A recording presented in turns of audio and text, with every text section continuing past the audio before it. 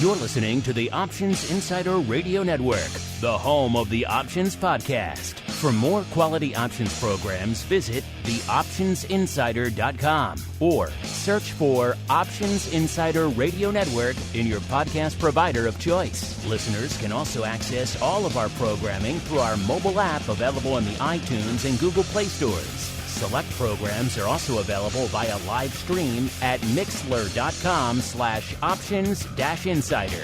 That's mixlr.com/options-insider. Don't forget to follow along with your favorite programs and submit your own questions for the hosts at twitter.com/options, stocktwits.com/options, facebook.com/theoptionsinsider, or via questions at theoptionsinsider.com.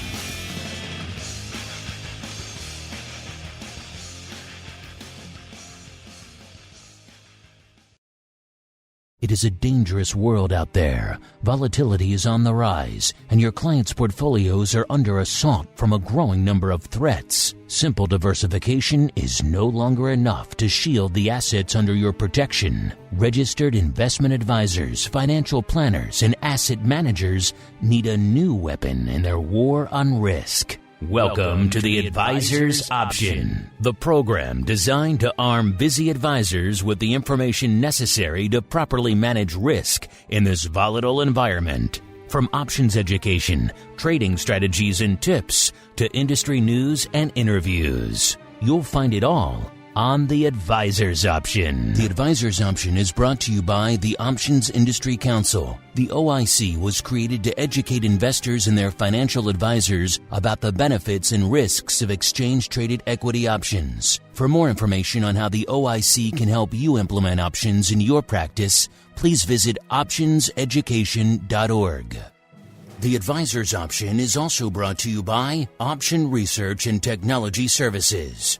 ORATS is your source for options backtesting. It's where you turn your ideas into results. Founded on the floor of the SIBO over 2 decades ago, ORATS is a full-service option research firm focused on helping you develop options strategies in line with your investment objectives. With a state-of-the-art backtesting platform, scanning, and implementation tools, ORATS offers end-to-end option strategy development, making the whole options trading process easier. For information about backtesting, scanning options data, including dividends and earnings, visit orats.com or email Matt Amberson at matt@orats.com. And now, it's time to learn how to implement options in your practice. It's time for the Advisor's Option.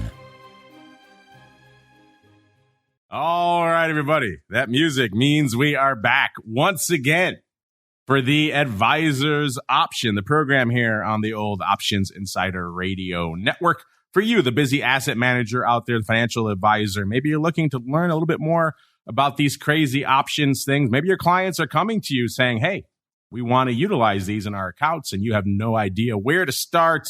Maybe you want to catch up on the latest and greatest in the world of options and derivatives. Either way, we got you covered here on the Advisor's Option. My name, of course, Mark Longo from theoptionsinsider.com, as well as from the ever-engaging, at least we tend to think so, Options Insider Radio Network. Reminding you at the top of the show here, if you do like what you hear, this is really, in terms of advisors and options, this is really the only show of its kind. So if you do like what you hear, you want to share it with your fellow advisors. Maybe you're also a client. Maybe you want to know what your advisor should be bringing to the table. Either way, share it out there on your platform of choice. Give it some ratings, some reviews. It does help new people continue to discover the show. And then, of course, if you want more content, if you have more questions, I know a lot of you do, then our great pro Q&A sessions where you could pick the brains of some of the best minds in the world of options and derivatives are ready and waiting for you. Nearly 200 episodes already on that exclusive feed. More coming every week. TheOptionsInsider.com/pro is the place to go to sample all the wares that are available there. And let's see who's joining us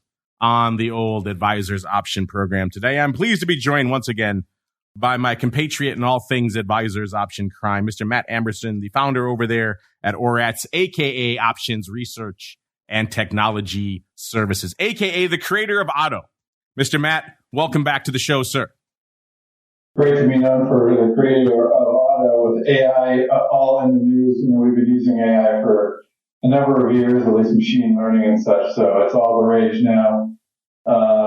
Historic times, Mark. So it's great to be on, and can't wait to get to it. These are indeed historic times. So let's not waste any more time. Let's get right to it. It's time to get the buzz. Busy financial advisors don't have time to follow the latest developments from the options market, so we do it for you. It's time to get the buzz.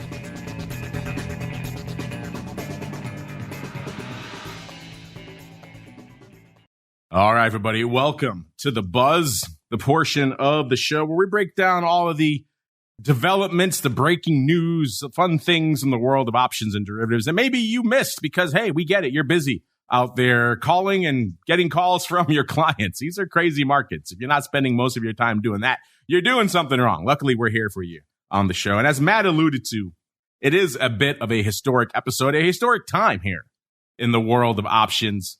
Matt, you and I have been doing the show together for a while. And how long have we been talking about, can this options party continue, right? Can this juggernaut of options volume that was unleashed by the pandemic, can it continue? The answer so far for pretty much every month and indeed every year since 2020 has been yes. Of course, you saw last year, a historic year, over 10 billion contracts being cleared, just a ridiculous amount of volume.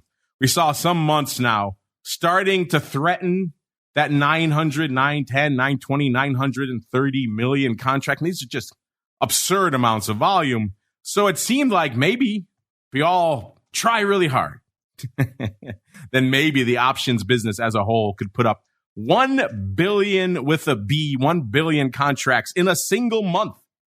And lo and behold, March was that month, listeners.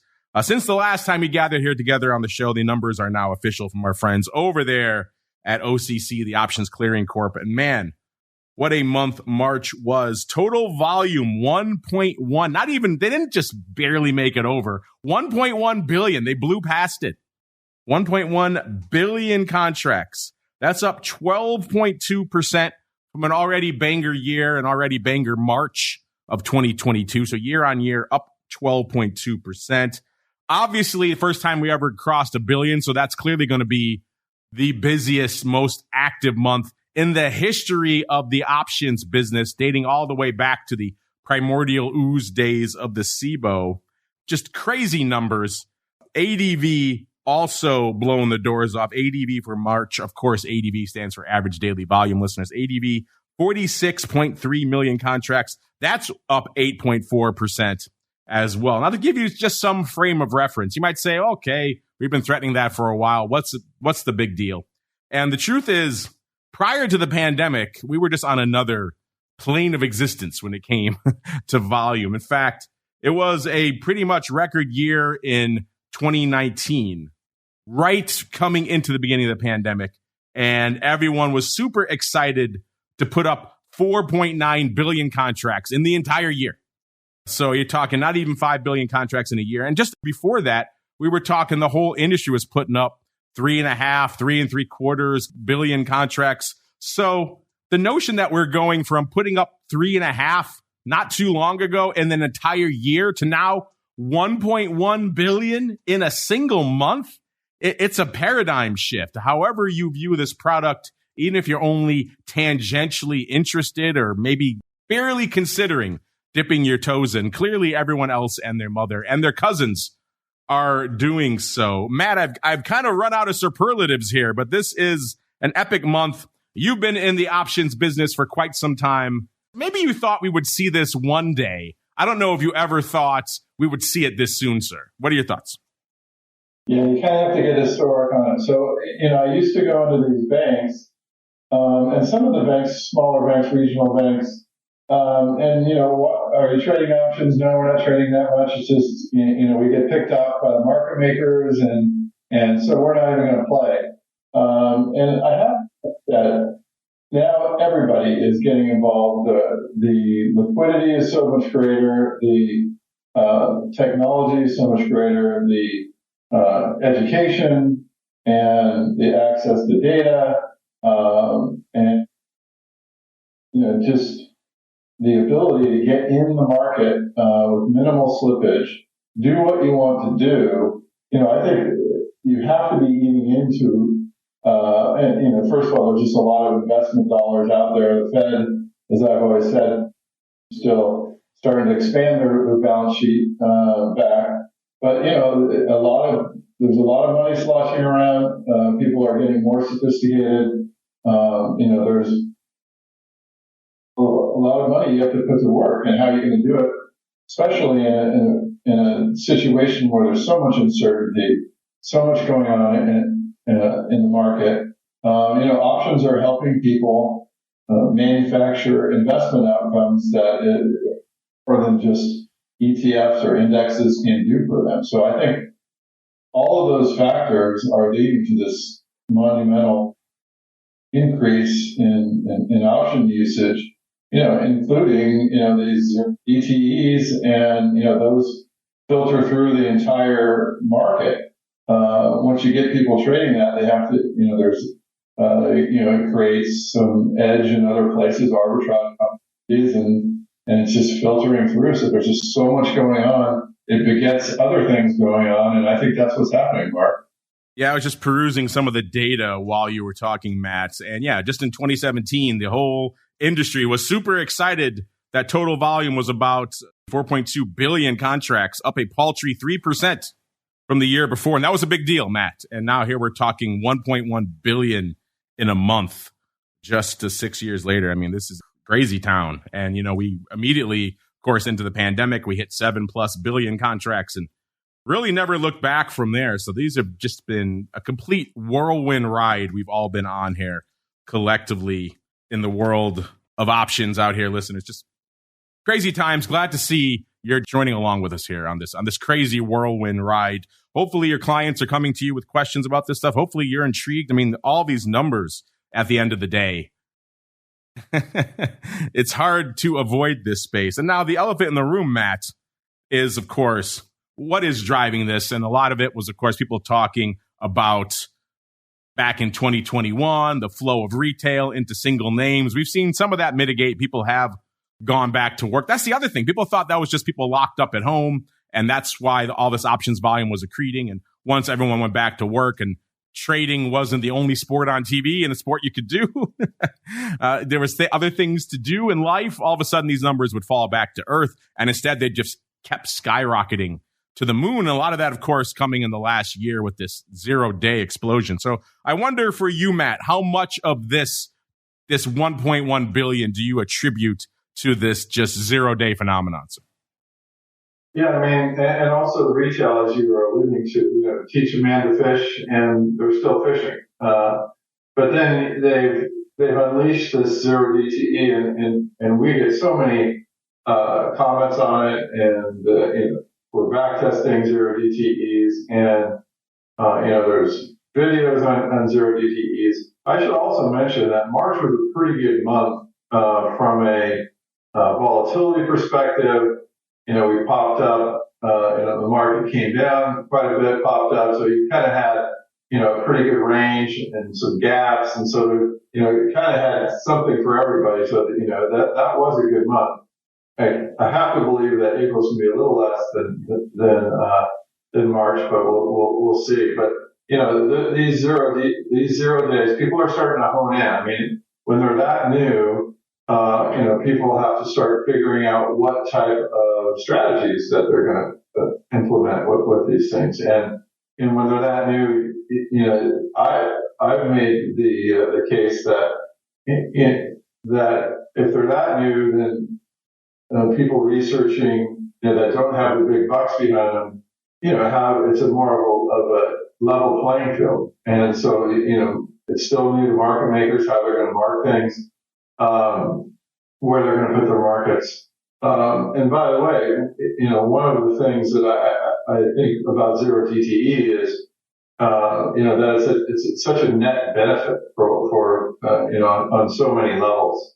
There's a lot of people wringing their hands that it's going to cause a crash. I think it's the opposite. I think it provides, a very good opportunity for these market makers to reduce a lot of their risk. Whereas, when you have people just trading certain, buying puts, selling calls all the time, that's a risky position. But when you come in and you have these zero DTEs, they're able to, hedge a lot of the kind of systematic risk that they might have from, banks needing to buy out of the money puts, for example. So the market makers are going to be short puts, but the zero DTEs allows them, and there's so much volume, it allows them to, buy in some of those that they need and, actually reduce a lot of the risk. So, I think there's a lot of trading going on in the zero DTEs because it does benefit a lot of people. Theta sellers, you have the theta right away.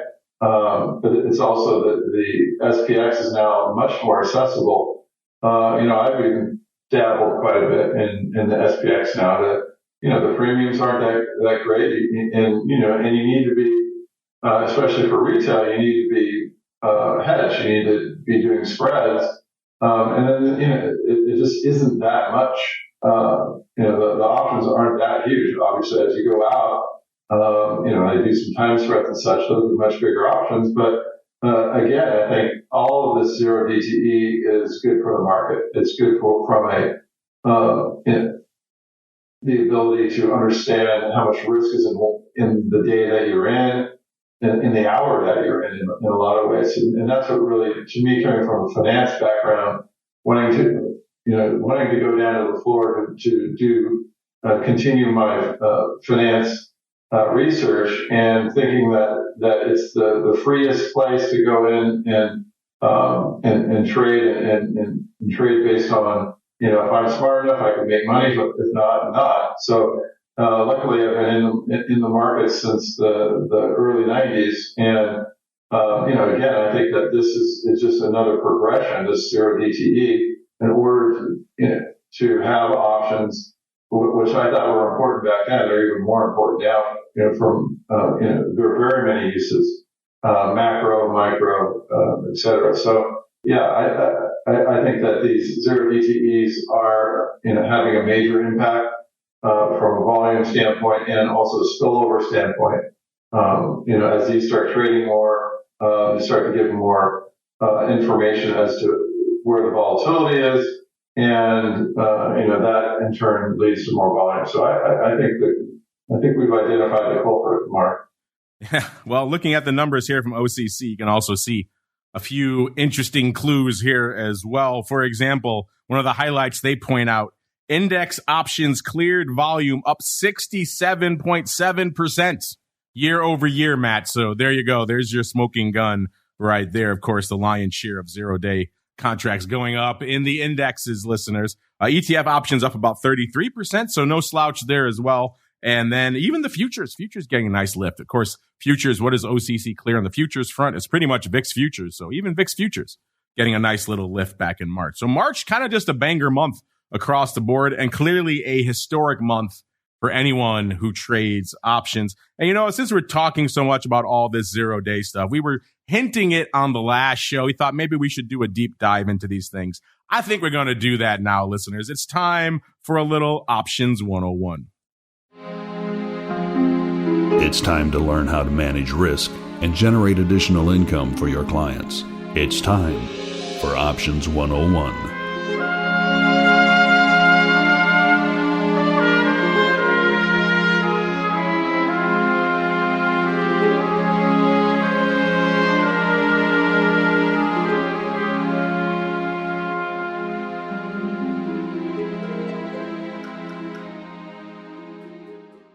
All right, everybody, welcome to Options 101, the portion of the show where we break down some basic options concept or technique or strategy and explain how you could utilize it in your portfolios, or in this case, your clients' portfolios.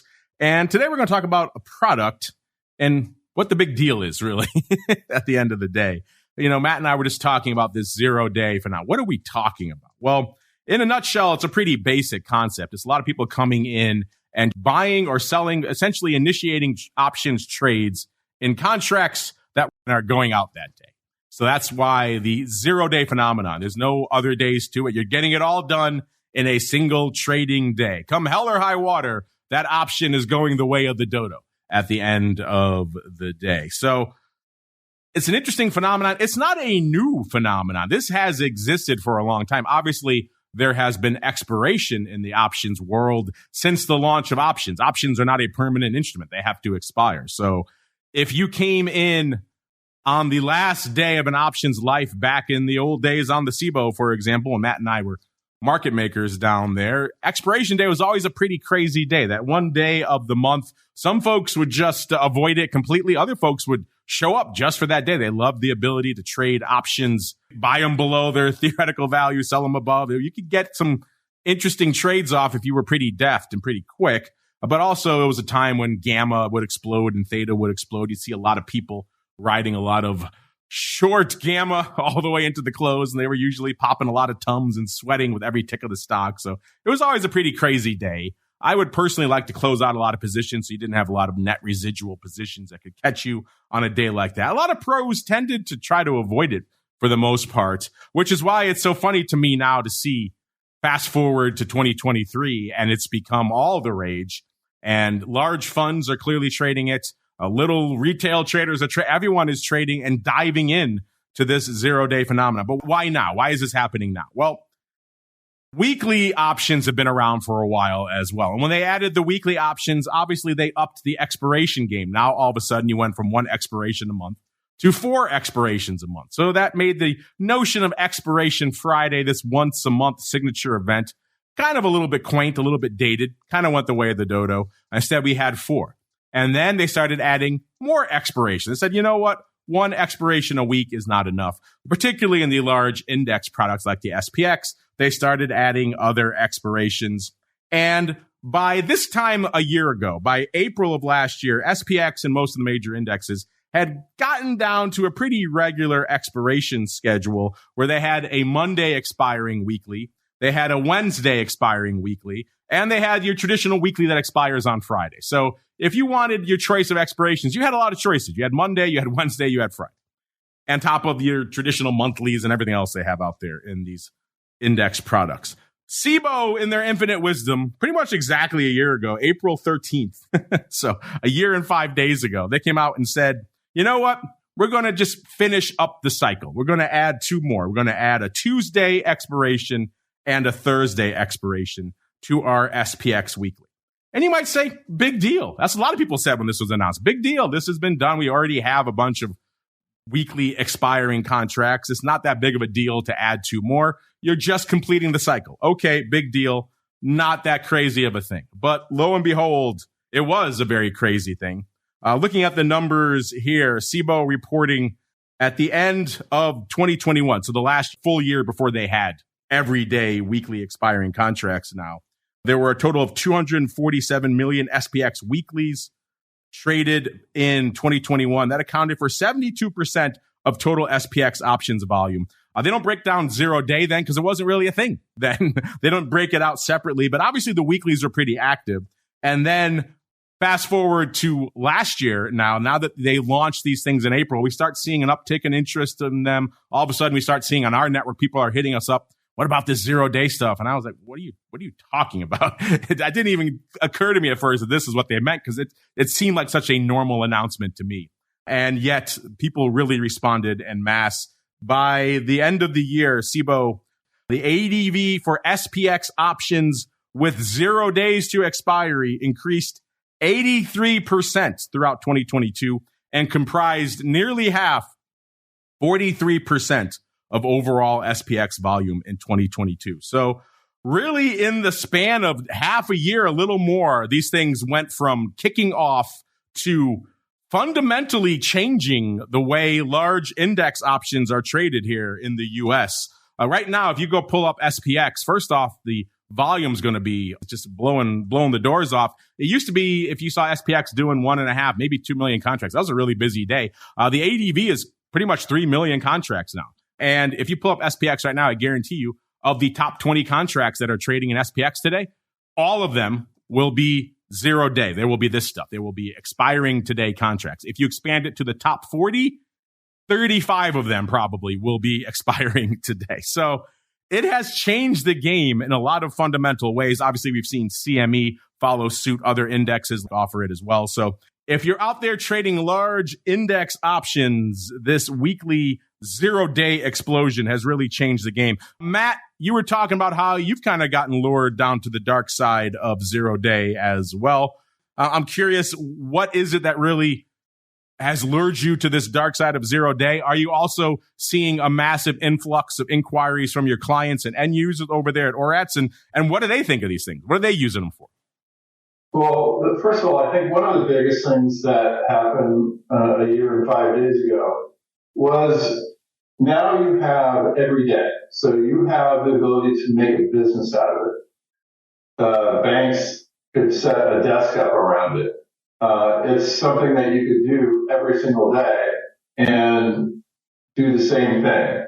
And we'll be able to trade a specific strategy and make it consistent. So I think that is, it seemed like a small thing when they added Tuesdays and Thursdays, but like I said, now you could build a business. You could say, okay, this is what I'm doing every day of my trading life, and this is what companies have done. So I think that was, a much bigger occurrence than people give credit to it before. Now you can start to do it all the time. So now what you're seeing is people coming in consistently. They're coming in every day. They're doing strategies based on either signals or they're just they're waiting till their time that they could get in. They have certain risk reward that they want to accomplish, but they have you're able to now build a business and build a trading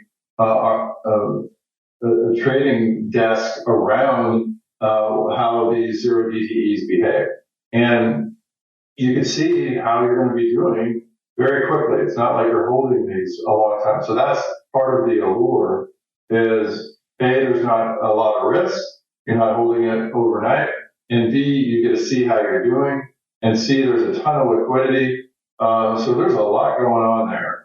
And like I talked before, you could really manage your risk, and you could make some money doing this, and you could also lose some money. But you could also test these situations. Obviously ORATS is a big backtesting firm, but when you're using 0 DTEs, you're seeing what's happening during the day. So backtesting is still important. We still do a lot of backtests on the 0 DTEs, but it's not nearly as important because you can see and start to, you only have a year of everyday expiration, so you don't have that far to go back. So you can kind of figure out, what's your risk appetite, what's your win-loss, and all the other statistics that you might look at in order to figure out, what's a good risk-adjusted returns for these things. So,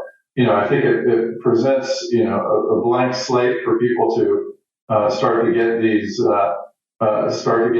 strategies going. There's a lot of theta. Obviously, there's a lot of gamma too, but also you're most likely protected, especially if you're retail, because you almost have to be, you almost have to be hedged.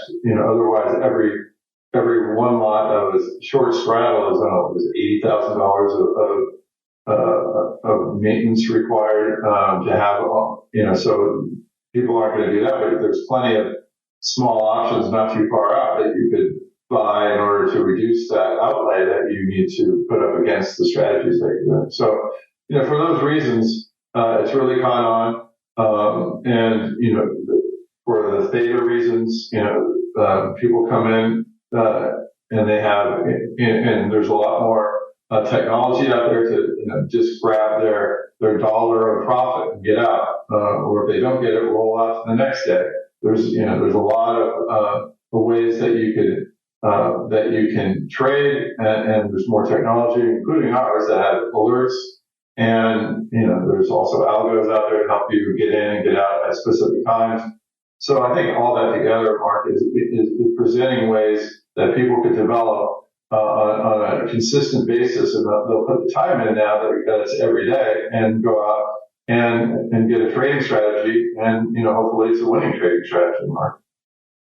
Looking at all the 0-day data you've crunched now over there and talking to your clients and seeing what they're using out there, what would you say is the number one go-to 0-day strategy right now? Yeah, I mean, it's selling a put spread or a call spread. It's just a vertical that they're selling. And as far as things that people are considering, they look at, which way is the market going, open or close. We're having trending markets recently. It seems like it's up in the morning. It's going that way. So they're doing things like that. They're doing things like they'll tranche out the market. They'll do a specific strategy in the first hour. 2-hour segment. If you break that 6.5 hours, it's something like 2 hours and 10 minutes. So they're tranching that out in thirds in some cases, and maybe every hour in other cases, in trading specific strategies based on those. But a lot of either verticals where they'll trade one side, or they'll if it goes against them, then they'll put the other side on. Move the challenge side, for example. If you have a short put spread and a short call spread, the market's going down, your challenge side is the put spread. So they might roll that out. They might not, or they might even roll it to the next day. Or you could roll the unchallenged side, which in that case would be the call spread, to try to get more premium to cover if it's going against you. There are strategies, that are somewhat basic, like a vertical, and then they add on, the other side, making it an iron condor, and then they'll also add on adjustments and when to adjust. So all these things and what to do as far as timing goes. They might put in the last 15 minutes, they might do an iron butterfly and try to get that last few minutes of, where it pins or comes close to closing at your short strikes. We've seen a lot of different strategies around that. Our back testing shows that people are really getting clever with the type of strategies that they are testing. So those are a lot of things that we've seen, Mark.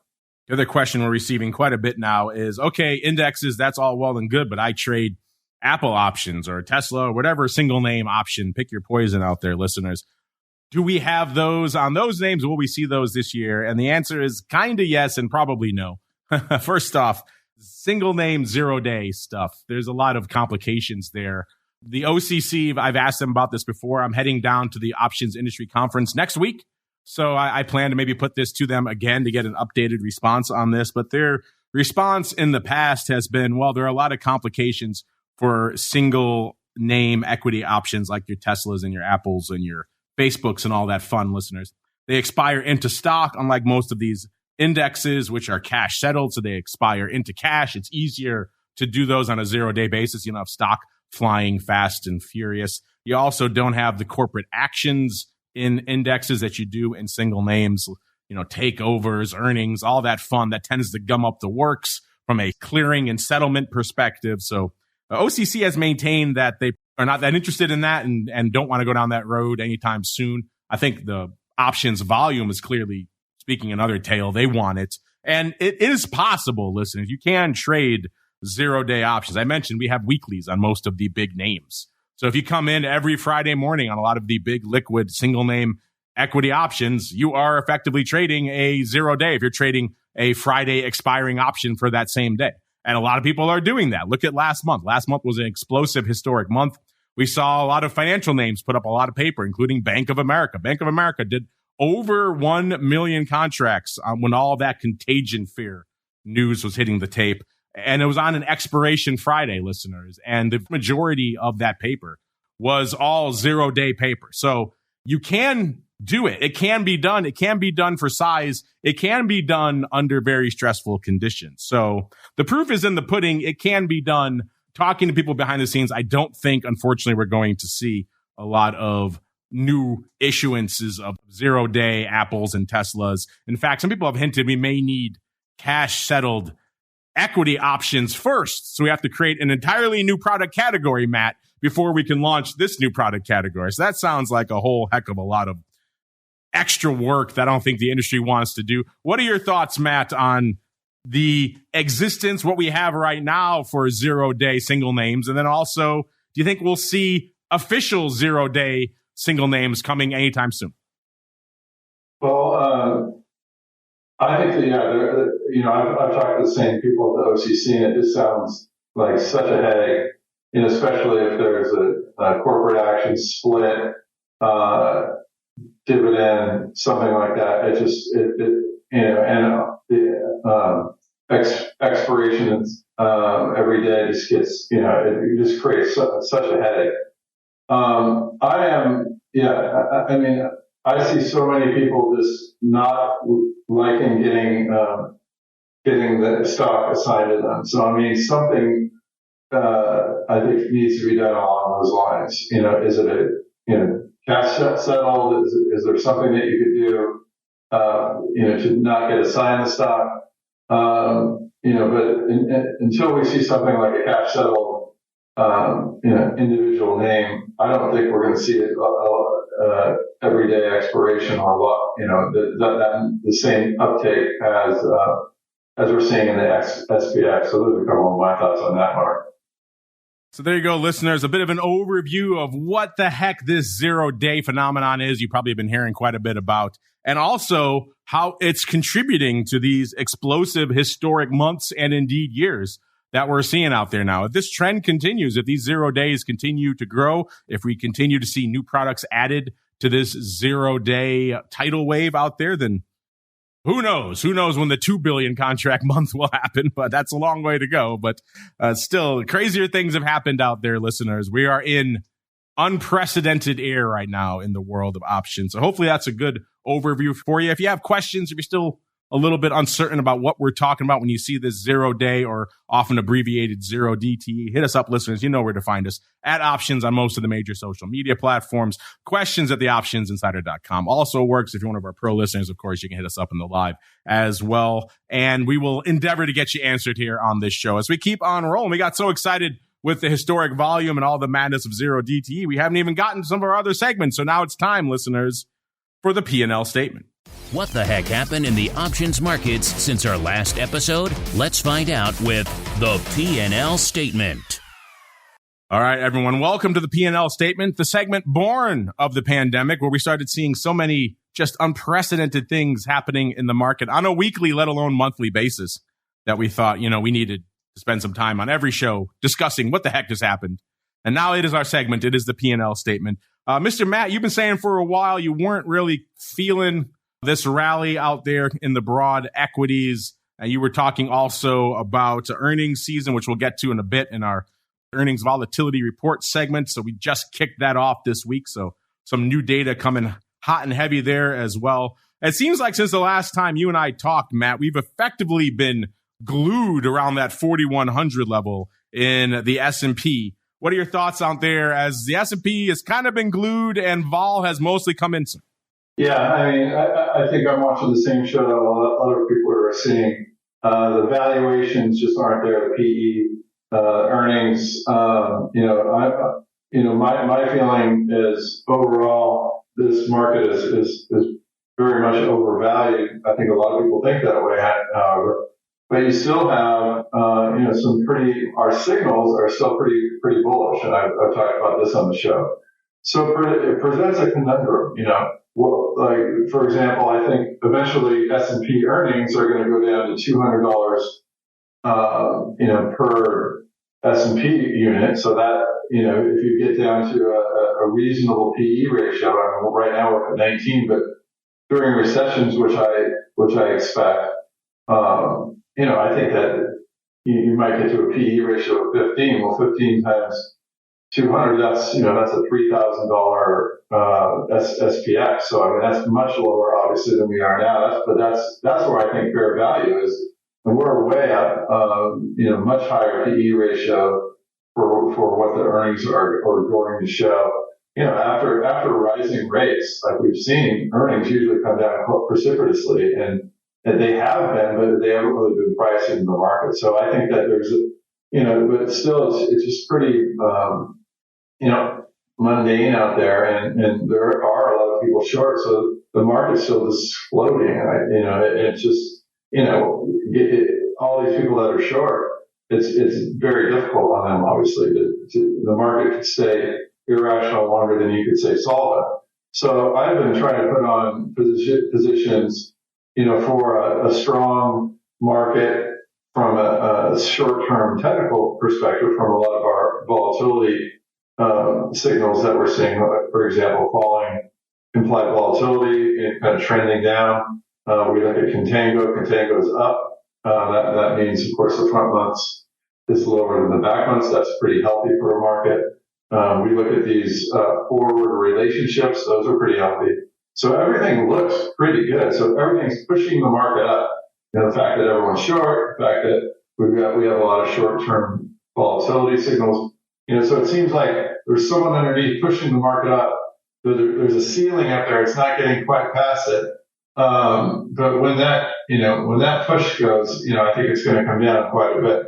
So how do you trade that? So my strategy has been, you have the puts way out of the money, which is going to cost you. And so long-term, way out of the money puts, and sometimes even with these calendars, these put calendar, so long put calendar where where the market's trading 420, you might be in the 360s or something like that. Longer term, like 400 days on the long. And so you're paying a few bucks for those. There's the theta is negligible because you have your short front. And there's the Vega, who cares? The Vega, volatility is so low right now. So, you could live with that for a while, but you're short, those are short delta. So then you need to, I think, offset that because, you don't know what this market's going to do. So I'm selling some, tighter spreads, 18 days, 22 days in that range. So you could get some deltas, get some theta coming in. And if the market rallies, then you just kind of roll those. If it rallies too much, then you just kind of sit there and, have slight negative deltas there.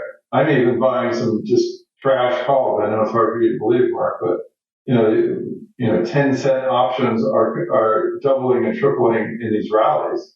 So I have some of those, so you're protecting against it, just in case it blows off. It could get a squeeze. So many people are short. So those are the types of things. I'm not spending too much money. I'm not risking too much of my short put spreads. And I got, quite a few puts way, way below. So when this thing cracks, I'll be making, a ton of money, but I'm giving them a little bit, here and there. And then, you just have to survive. So that's how I'm looking at the market right now, Mark.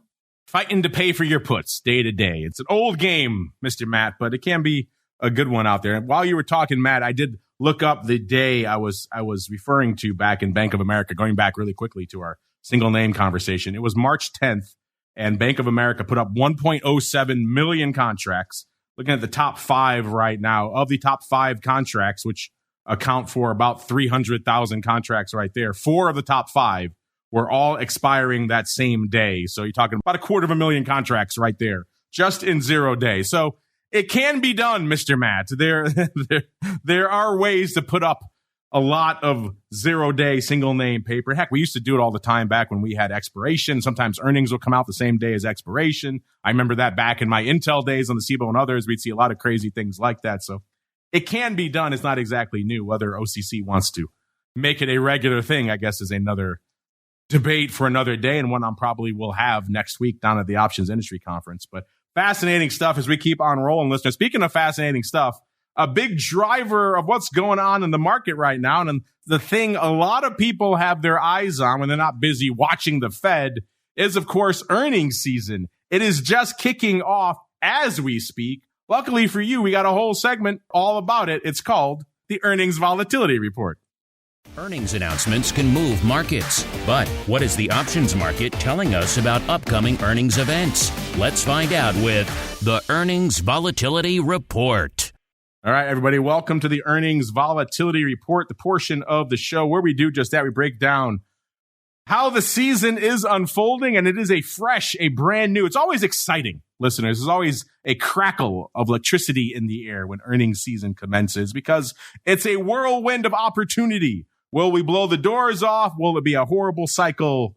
Who knows? But you know what? Luckily for you, we're here to crunch the data for you. All these reports we're going to talk about here, listeners, the earnings move results, the earnings season, and the earnings trades reports even. You can find all of those for yourselves, theoptionsinsider.com. Click on the options news and articles tab.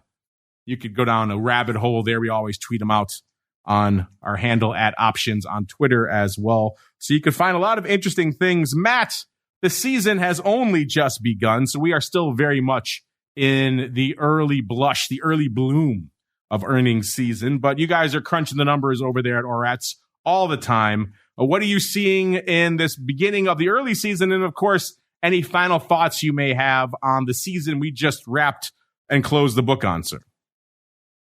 Well, I think the season that wrapped, we did see what we predicted finally, that earnings is becoming much more important, especially guidance. And again, I think that this kind of all ties into my overall look at the market, where I think that a lot of these companies are going to be guiding lower. Rising rates, slowing economy.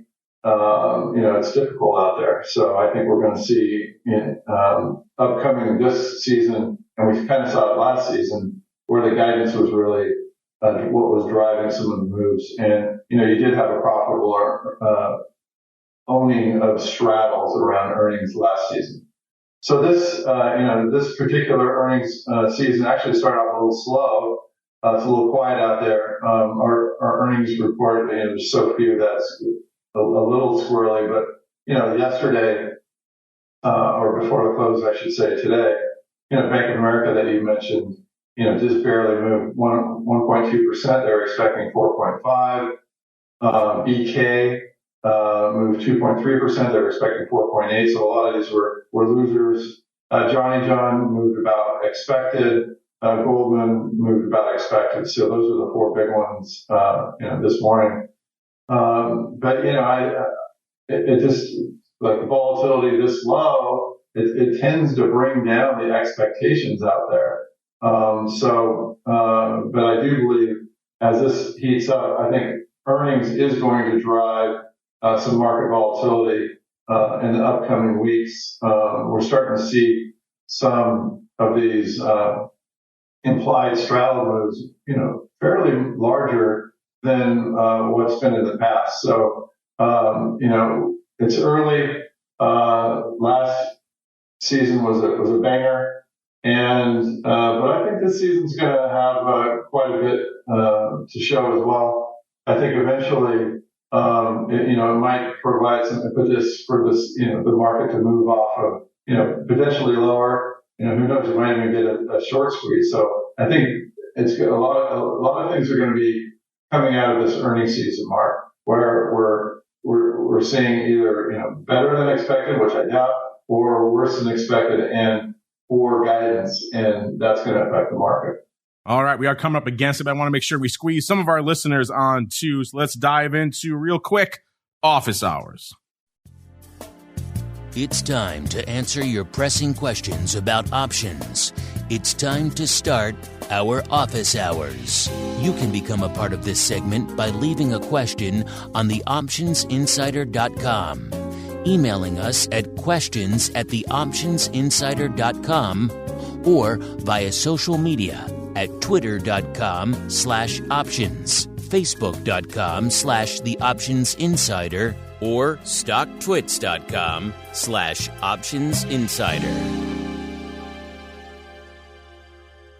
All right, everybody, welcome to the office hours, your segment. I mean, the whole show is your show at the end of the day, but this segment is where you folks get to reach out directly, get to send us your questions, your comments. We also get to pick your brains on some fun questions of the week. Right now, Matt, our question of the week for our audience is a very straightforward one, but also an intriguing one given what's going on in the broad markets right now.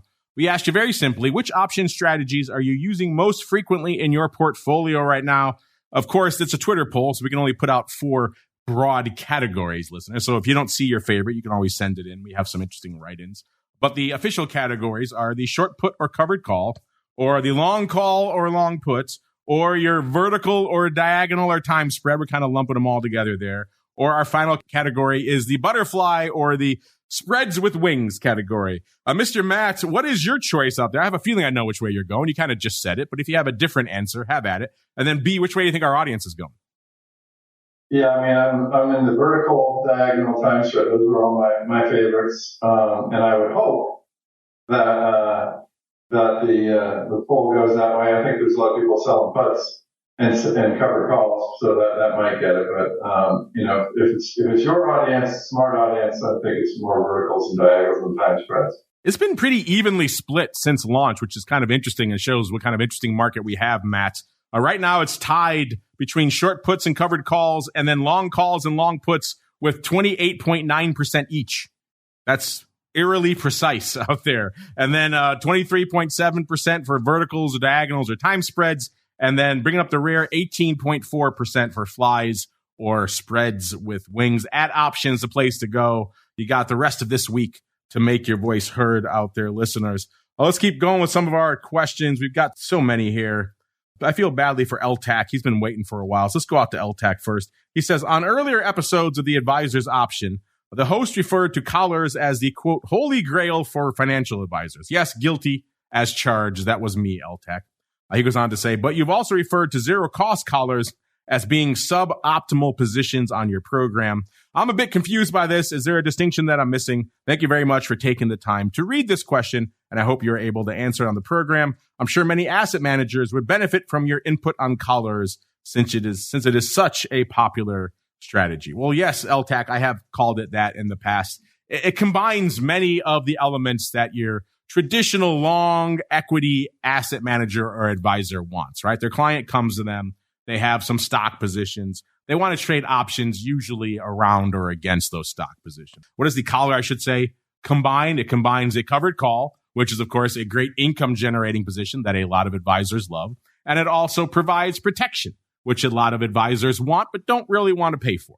Hence your question about the zero cost collars. Zero cost collars, listeners, are usually done in a single expiration month, and they're lined up so that the premium you're paying for that puts lines up with the amount of premium you are collecting for the call. Now, if you know anything about equity options, listeners, you know that there's always going to be a volatility premium to the puts in most names you're trading out there and a discount to the calls. So just lining those two things up to make them equivalent, you're going to arrive at some suboptimal strikes. You're probably not going to buy the put you really want. You're probably not going to sell the call you really want. So that's one of the first reasons why I call those zero cost suboptimal. If you're doing everything at the end of the day for the purposes of zero net outlay, you're going to make things suboptimal at the end of the day. Also, we've had a lot of studies, and I want to get Matt's thoughts on this as well, because he's always crunching back tests on this. We've had a lot of studies, including our friends over there at OCC, did a lot of studies, and OIC did a lot of studies on collars across a wide variety of assets.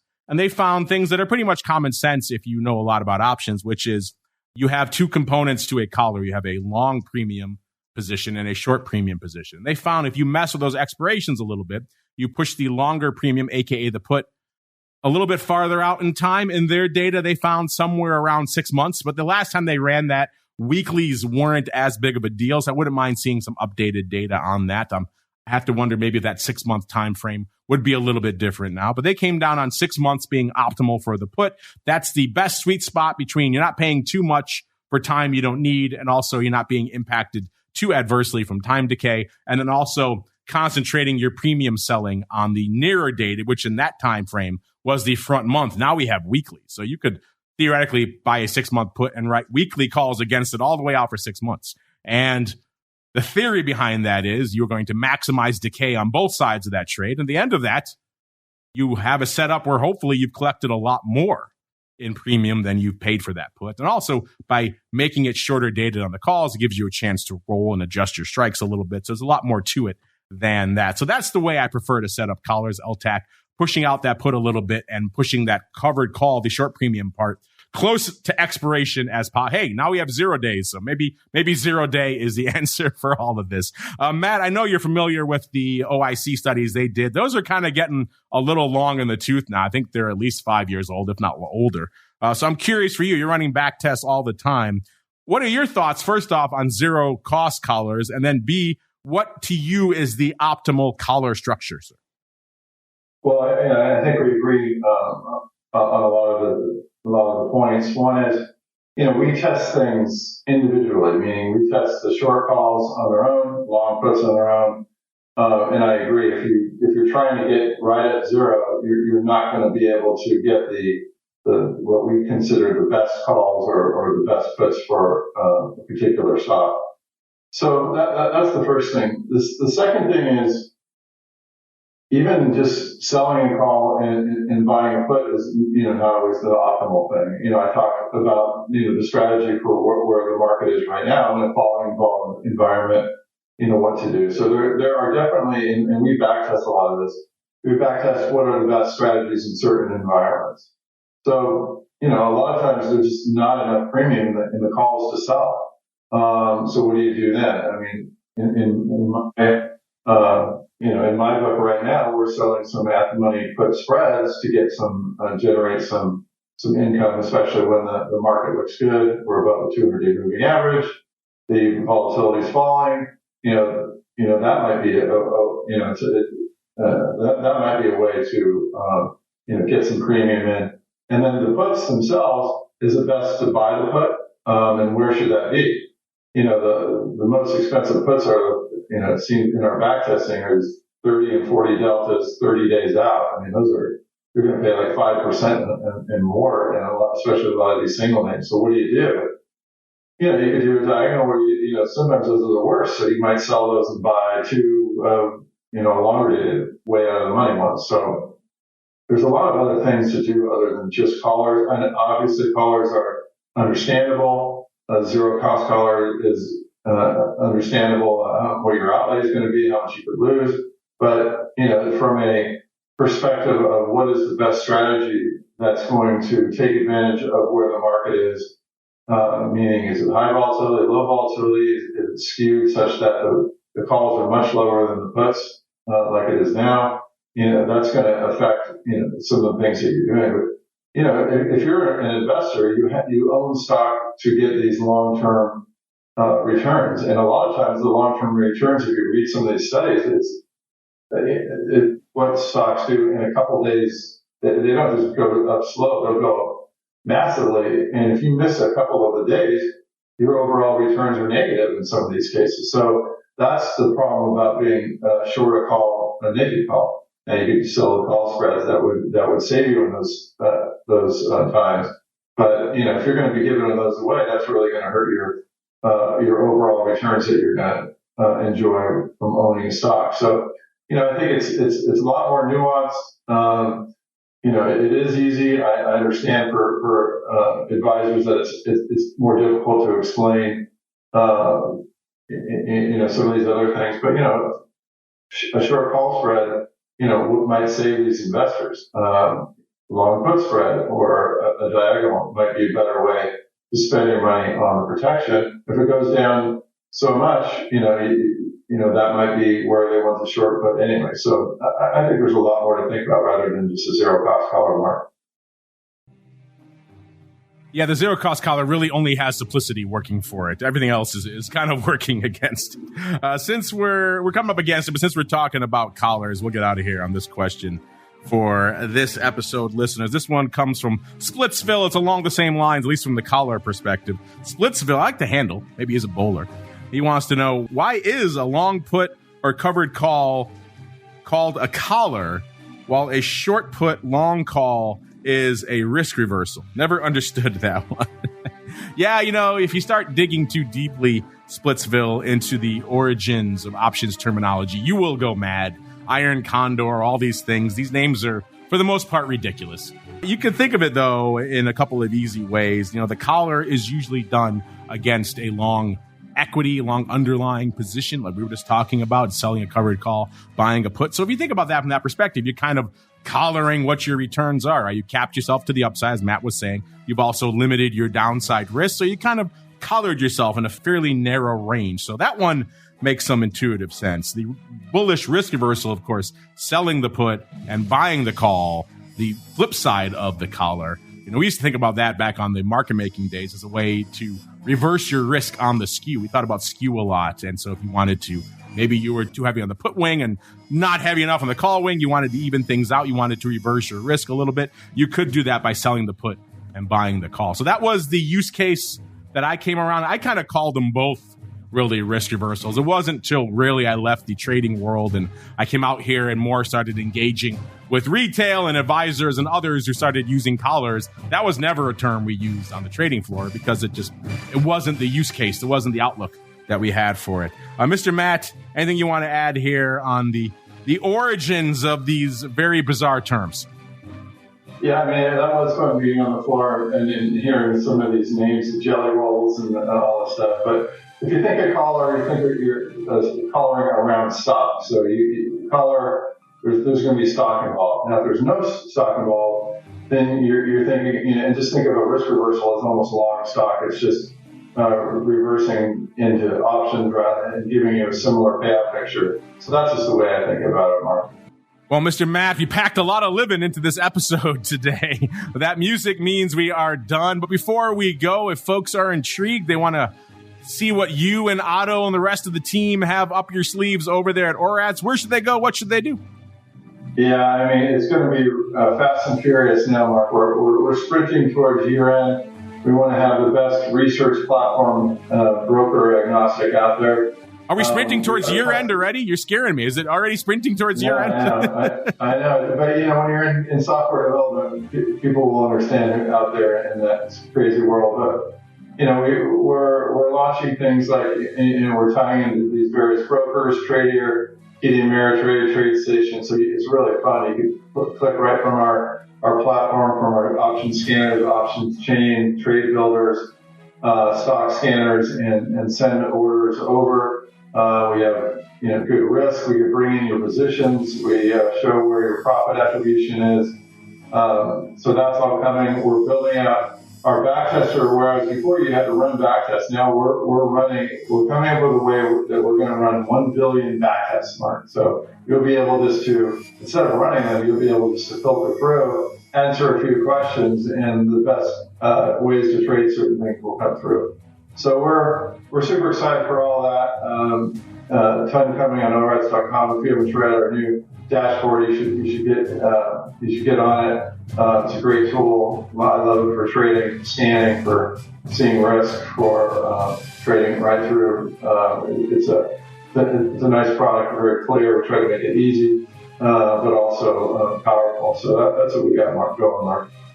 There you go. If you want to see it all for yourselves, listeners, only one place to go, orats.com, ORATS.com is the place to go to kick the tires and light the fires. If you want to see the early results of that collar study and everything else I was talking about on the data side, Options Industry Council, the only place to go, optionseducation.org. They have all that data for you there and a whole bunch more. That's going to do it for us on the Advisors Option today. Also going to do it for us today on the live side on the network.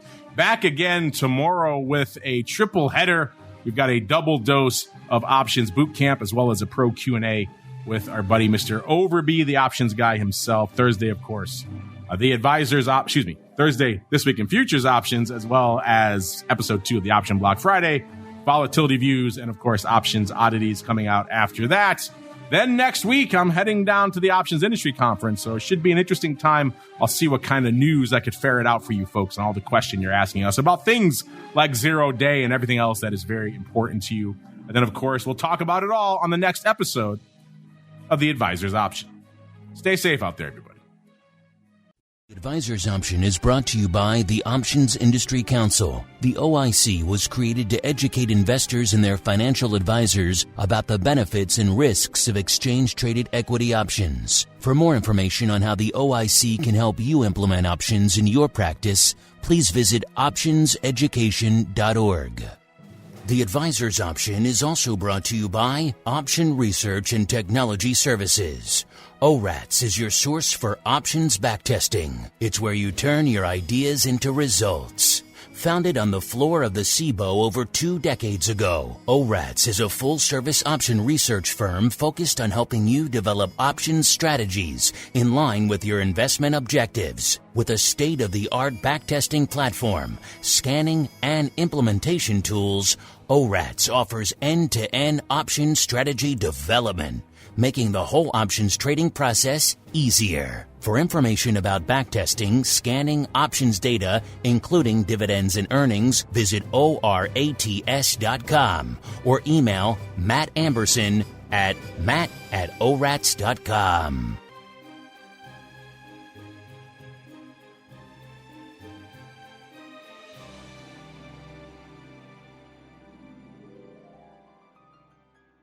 You're listening to the Options Insider Radio Network, the home of the Options Podcast. For more quality options programs, visit theoptionsinsider.com or search for Options Insider Radio Network in your podcast provider of choice. Listeners can also access all of our programming through our mobile app available in the iTunes and Google Play stores. Select programs are also available via live stream at mixlr.com/options-insider. That's mixlr.com/options-insider. Don't forget to follow along with your favorite programs and submit your own questions for the hosts at twitter.com/options, stocktwits.com/options, facebook.com/theoptionsinsider, or via questions at theoptionsinsider.com.